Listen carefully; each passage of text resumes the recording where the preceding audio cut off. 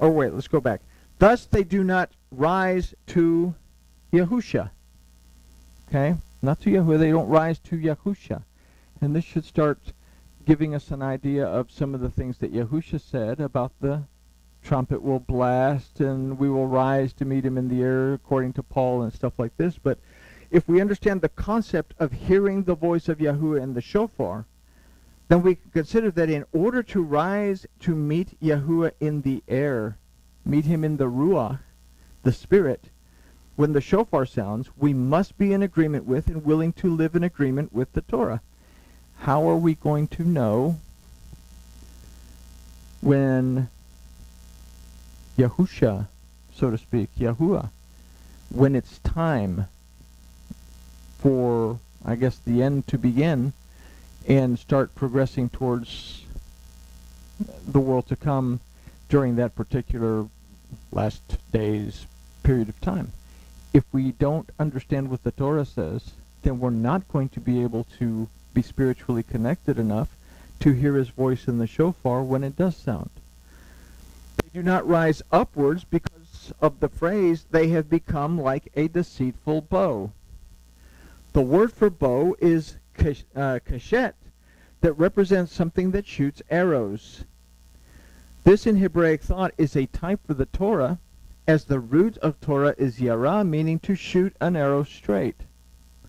The word for deceitful is remiyah, that aside from deceit means to be lax, to be false, to be idle. And it's interesting that the root of this word is ramah, that means not only to betray, but it also means to shoot a bow. Everything depends on how you shoot that arrow. Are you able to hit the mark, according to what Paul was saying? So, let's see, where were we? These things show us that we cannot allow ourselves to become lax and accept any dogma that is introduced to us and allow falsehood into our system of belief. This is to move away from a relationship with Yahuwah and towards a separation from him.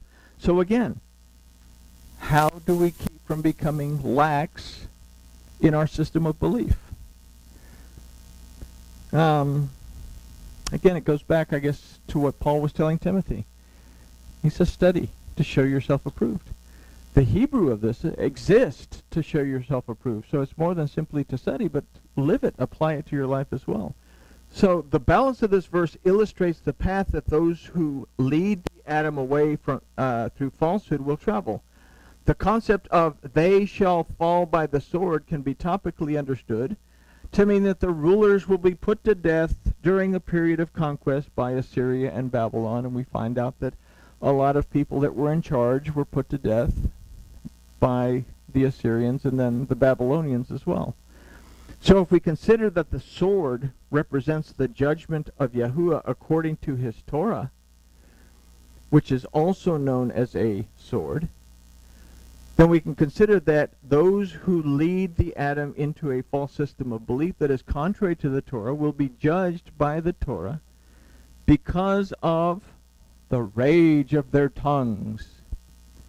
So the word for rage, or the derision of their tongues, the rage of their tongues, the word for rage is za'am, that also means indignation. The root of this word is zawam, that means to denounce with the tongue. So what we consider is those that denounce the Torah with the indignation of their words will fall at the judgment. But I don't think this happens because I don't think anybody denounces the Torah. Anyway. I'm going to not approach that soapbox. Huh? As we saw in the previous verse, these religious leaders are not aware, or worse, do not want to be aware of what they're doing. These people will find their place in spiritual bondage in the land of Egypt. The word for derision or rage is la'ag, or derision, derision, is la'ag, that means to mock and to ridicule. So we have this word for rage that means to denounce with indignation. Now this word la'ag means to mock and to ridicule. So the irony is that these people will mock and ridicule the very thing that can redeem, deliver, restore them back to a relationship with Yahuwah their Elohim, which is the Torah.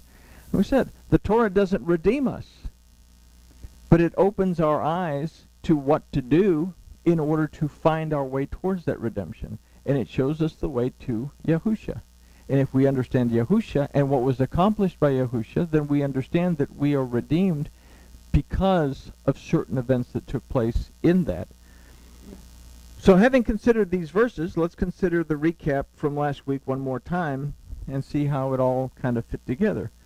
Without a doubt, the soul of humankind has come near to a hunger and a desire for what is not good, a state of being that is displeasing to Elohim. This hunger for what is not good has surely affected humankind's knowledge, understanding, morals, emotions, thinking, conscious memory, and inclination to act. We consider the dogma and the doctrine today in the Christian church and in Judaism both.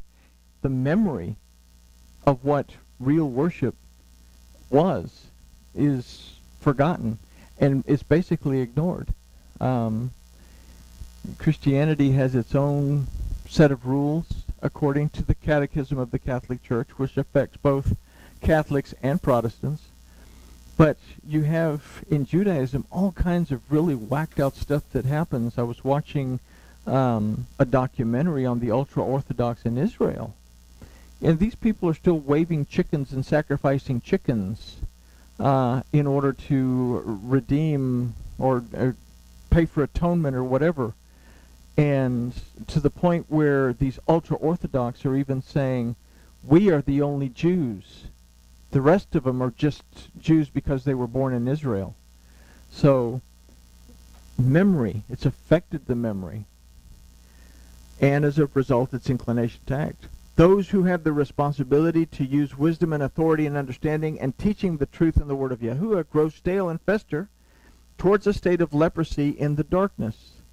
The controversy is that when truth is discovered and brought to light, it is quickly attacked by the established dogma of the religious authority.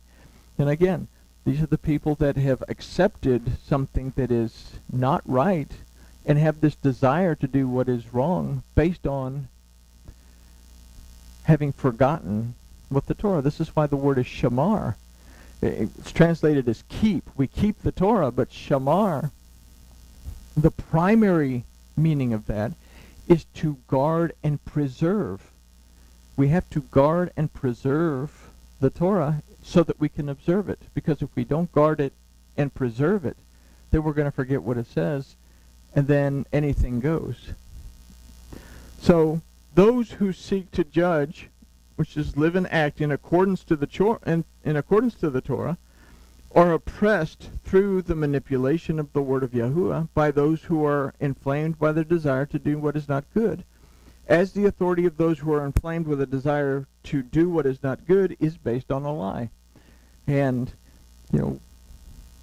we say, oh, well, this is, Hebraic roots and Hebraic thoughts and the Hebraic roots movements, and, it's gone up a notch. It's no longer Messianic Judaism now. It's the Hebraic roots movements. But it's been called a heresy because we don't live by that old law anymore. They're not accepting the grace. We live under grace. And because we don't accept the grace that Jesus died for our sins on the cross, we're heretics because we are understanding the Torah. But yet, Yahusha said very clearly, you worship what you don't know. He was talking to the Samaritan woman who was worshiping the way Yaakov did. And it's interesting that Yaakov is mentioned in that because Yaakov means to supplant, to take one thing and replace it with something else. We worship the way our father Yaakov worshipped. And we worship on this mountain, which was the mountain that the blessings were given. He says, you worship what you don't know. We worship what we know because what? Redemption, deliverance, restoration comes from the Yehudim. You have to have the Torah in order to receive this, to understand what redemption, deliverance, and restoration is. It's not going to redeem you, but it's going to help you to understand what it is so that you can accept it and move on into that state of being redeemed. That makes sense? I hope. But anyway, how willing are you to study to show yourself approved? We'll just use Paul's little gig with Timothy there.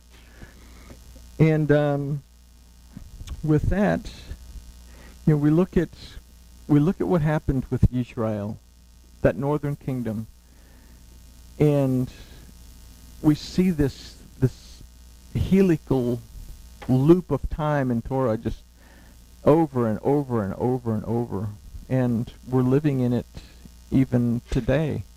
So again, it's very important. You can't stress it. Don't take my word for it.